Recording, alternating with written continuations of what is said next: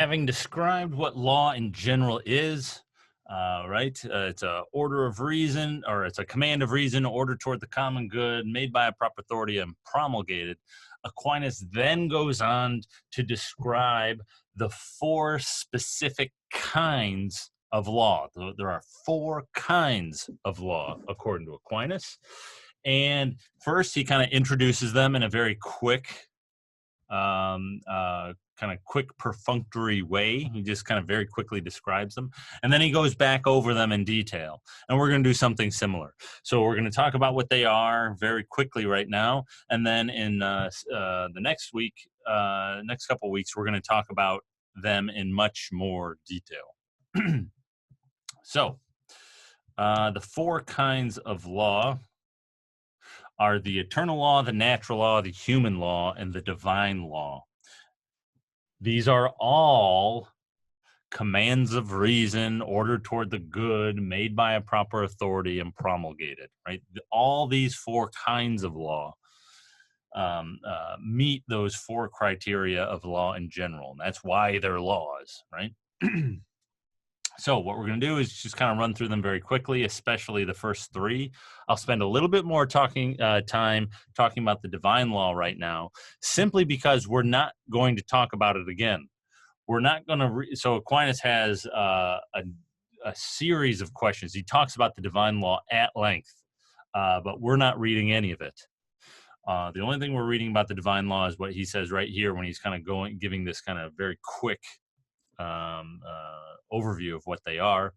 And so I'm going to talk about it just to kind of so we know what it is, and so but we're not going to worry about it, because what we're really, well, whatever, we'll get to it. All right, so the first thing, the eternal law. This is a kind of law. Aquinas says it's something like God's providential plan for all things. He gives an analogy. Take someone who's making a table, a craftsman, a carpenter making a table. Well, prior to their making the table, they have a plan in mind for what they're going to make. It's going to have, the top is going to be so big, and then it's going to have these four legs, and there's going to be a drawer right here, or whatever, right? They have like a kind of blueprint, maybe, some sort of plan in mind. And then they go about making it, right? And everything kind of follows according to that plan. The eternal law is something like God's plan for all of reality. That's how Aquinas thinks about it. It's God's providential.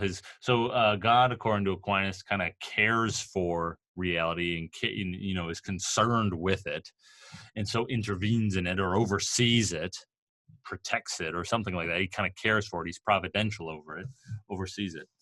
And so the eternal law is something like God's providential plan for all things. Well, how is that a law? Well, one of the things Aquinas would say is that, well, what Aquinas, we'll get into this in more detail when we get in, we're going to circle back, as people say, right, to the eternal law. And so we'll talk about it in more detail. But think of it like this. In the first place, it's going to be an order of reason. What God does, God, according to Aquinas, is not capricious, is not arbitrary. God is, in some sense, rational, or follows some sort of rational principle. What he's picking up on here, what his idea is here, he's picking up on the beginning of the Gospel of John. I don't know how many of you are familiar with that, but in the Gospel of John, Jesus Christ is called the Word. He's referred to as the Word, and Jesus Christ is God, according to Christians. And Jesus Christ is called the Word. Well, the word for word in Greek is logos. Jesus Christ is the logos. And logos is the Greek, yeah, it can mean word, but it can mean that, but it really means something like reason or account. It can mean a lot of things. It's one of these words that can mean all kinds of things, but it's where the word logic comes from, logos. Or you see the, like, biology is the study of life, bio is life, logos, logi, that's like study of, reasons of, so on, right? And so Jesus Christ is identified with the Logos, is identified with some sort of ultimate cause, explanation, account, reason of things. Aquinas is picking up on that. God is this kind of ultimate intelligible explanation of things, is this rational, intelligible explanation of things. Now, it's going to, according to Aquinas, outstrip our capacities, even though it's God is in some sense rational or intelligible. That doesn't mean we can understand it. Only God can understand God, according to Aquinas. But nonetheless, God is rational. Our rational capacities are limited. God's are unlimited. Ours are limited. And that's why we can't understand everything that there's a good reason for, would be Aquinas' idea. And so God's plan is going to be rational. There's going to be reason for it. It's not going to be arbitrary. It's not going to be capricious. Aquinas is picking up on this facet of God when he says, you can think of it this way, when he's talking about the eternal law as a kind of law, or God's plan being a kind of plan, it's an order of reason, because God is rational, in a sense. It's also ordered toward the good. So God, Aquinas conceives of God's plan, right? It's kind of, we're going to talk about what exactly it consists in subsequent videos. But it's going to consist in kinds of commands. God orders the world such that things behave in particular ways. He's the author of nature. Here's a way to start thinking about it, right? And God commands nature to behave in certain ways, right? These are commands, right? That's what Aquinas is picking up on.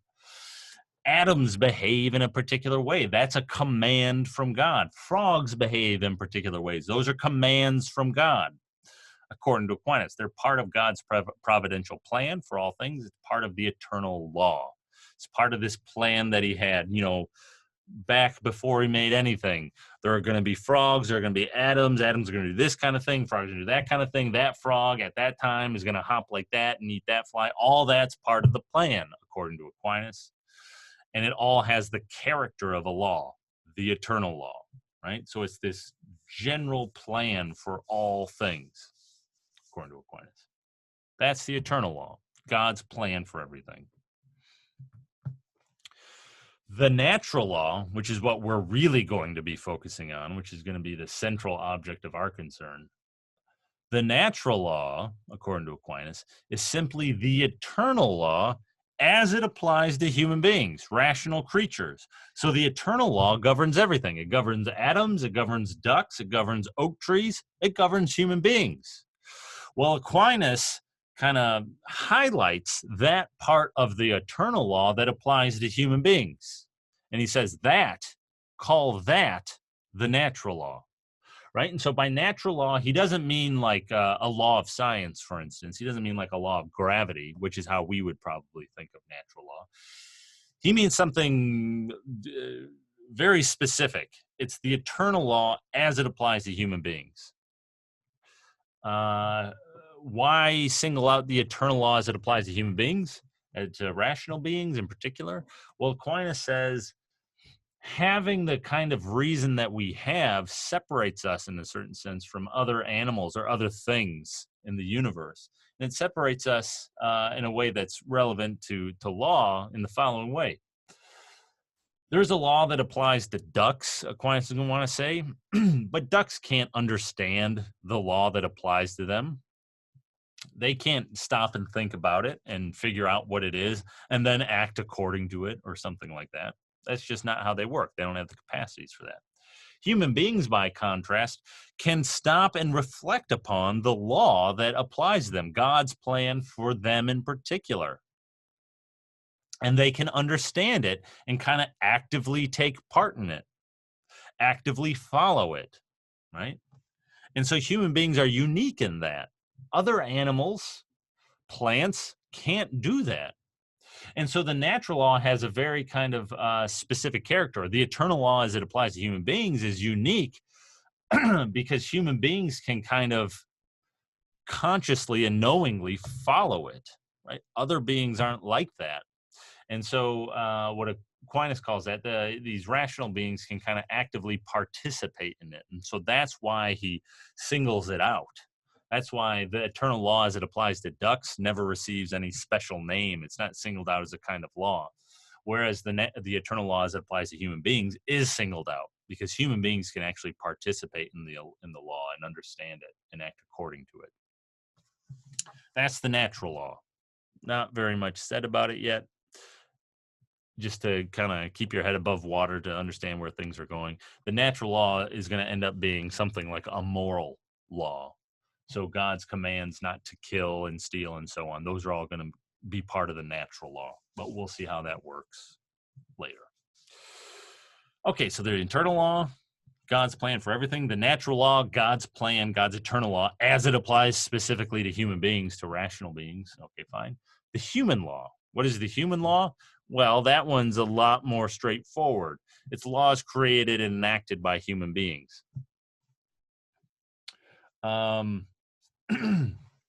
When the United States Congress gets together and passes a tax law or whatever, and then the president signs it, that's a law created and enacted by human beings. That's a human law. That would be a human law. So what we would typically mean when we think of laws, like the laws of the government and so on, that would all be human law, according to Aquinas, right? And you can see again how all this stuff is going to, all these three kinds of law so far are supposed to follow those four criteria for law in general. So we talked a little bit about this with the eternal law. To finish with the eternal law, we talked about how the eternal law is an order of reason, how it's or a command of reason, how it's ordered toward the good. God's law directs everything towards its own good, according to Aquinas. God's plan does that. Okay, so the eternal law satisfies those first two. Well, obviously, the eternal law is made by a proper authority. It's made by God, and it's promulgated, Aquinas thinks, in a kind of odd way. It's promulgated. It doesn't really matter for our purposes. It's promulgated in this highly kind of theological way. He says it's promulgated through actually the person of Jesus Christ. Don't worry about how that works. It doesn't really matter. And I think he also says it's promulgated through the book of life. Don't worry about what that is. Whatever. It's got its own weird kind of promulgation. The natural law,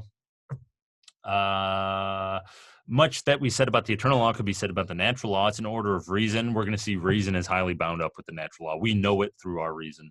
But insofar as the natural law is just the eternal law as it applies to human beings, basically everything that we say about the eternal law satisfying those four criteria, we could also say about the natural law satisfying those four criteria. Yeah. The human law is going to satisfy them because human laws are supposed to be intelligible. They're not supposed to be arbitrary. And if they are arbitrary, the example I gave in a previous video, right, that if the Congress passes a law that says people whose first name begins with L have to wear size 13 shoes, that's arbitrary. That's not actually a law. That wouldn't actually be a human law, according to Aquinas. It's not ordered toward the good, and it's not rational. It's not a command of reason, not actually a law. Human laws obviously need to be made by the proper authority, and they need to be promulgated. Okay, last kind of law. So those first three, we're going to talk about in more detail later. The last kind of law, which we are not going to talk about later, is the divine law. So what on earth is this? The divine law consists in those laws which God has intervened in history and directly given to human beings. And so this is something like, you could think of this as revealed law. So far, with the first three kinds of law, none of that has to do with the specifically Jewish or Christian revelation. None of that refers to God actually coming down and telling human beings how to act or anything like that. That's the divine law. And so in the Old Testament, there are stories about, for example, Moses going up to Mount Sinai and God giving Moses the 10 Commandments. So God explicitly told the Israelites through Moses how to behave. He explicitly gave them a law saying, don't murder, don't steal, keep the Sabbath holy, Don't have any other gods before you, and so on, right? God intervened in history and said those things to human beings.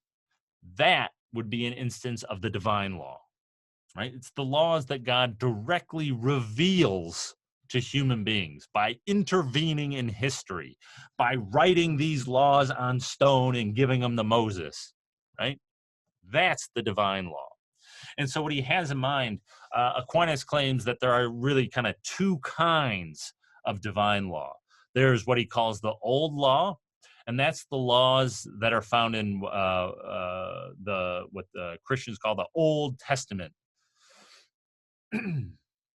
So the books of the Bible that come prior to the Gospels, basically. The Gospels, the stories of Jesus' life. Chief among those are going to be the Ten Commandments. And so really what Aquinas has in mind when he's talking about the old law are the Ten Commandments, right? That's a law given by God, directly revealed to human beings. By God wrote them in stone and gave them to Moses, and Moses carried them back down the mountain and said to everybody, hey, look, here are the laws that this is what God wants us to do and not to do, right? Now, according to Aquinas, there's going to be significant overlap in a lot of these laws. For instance, don't murder. That law, that command is going to be found in every single one of these kinds of law. Not to murder is going to be part of the eternal law. Well, it's going to be part of the natural law, as we'll see. And because it's part of the natural law, it's also part of the eternal law, right? Anything that's part of the natural law is part of the eternal law, because the natural law is just a part of the eternal law, right? And so don't murder, that's part of the natural law. So it's also part of the eternal law. But it's also, we have human laws, right? We have laws against murdering, right? So there's a human law, don't murder. But it's also a divine law. Why? Because God wrote that on the piece of stone that he gave to Moses, right? So it's a divine law too, right? It's a law directly revealed by God to human beings. And so a prohibition on murder or stealing, that'd be another one. Such prohibitions you will find under all four kinds of law. But they would consider that prohibition through different lenses, perspectives, so to speak. So the human law would be considering that prohibition insofar as human beings pass it and now have punishments, and there's a court system, blah, blah, blah, blah, and all that kind of stuff. The divine law considers that prohibition insofar as God wrote it down on those stone tablets and gave it to Moses and told us and whatever, right? The natural law would consider that prohibition insofar as we can figure it out using our own reason, insofar as it's written on our hearts. We'll talk about that later. Right? So that's the old law. And the other kind of divine law is what Aquinas calls the new law. This would be the laws that are first found in the New Testament. And what he really has in mind here are the kind of new commandments that Jesus gives. So somebody asked Jesus in the Gospels, which commandment is kind of the most important, that, or something like that, or, what asked him his opinion about the commandments. And Jesus says, here's the most important commandment. Love God and love your neighbor. Something like that, right? It's longer than that, but that's like something kind of new. And Aquinas sees that as something new. It's these commandments to love, right? You don't find that in the 10 Commandments. You only find that when Jesus comes around. And since Aquinas and Christians think that Jesus just is God, Jesus has has the divine nature. One nature, three persons. That's how it goes. When Jesus tells his disciples, love God and love your neighbor, that's essentially God, Jesus, giving us new commands. This is how you're supposed to act. These are the greatest commandments. This is what you need to do. And this kind of whatever, it doesn't matter. Jesus claims that this kind of sums up and fulfills the old law in certain ways, and it doesn't matter for our purposes. But again, the idea here would be it's a law directly communicated to human beings by God, a revealed law. God intervened in history and gave these commands to people, right? In history. So Moses, at a particular time in history, came down with these 2 tablets or whatever. Hey, here it is, guys. Jesus, at a particular point in history, said to people, love God, love your neighbor. Yeah. That's God giving a law, intervening in history to give a law. That's what the divine law refers to. The divine law is theological through and through. It's about revelation. It's about what God has revealed. And so it's very specific to the Christian faith. I think Aquinas would want to say the other kinds of law are not.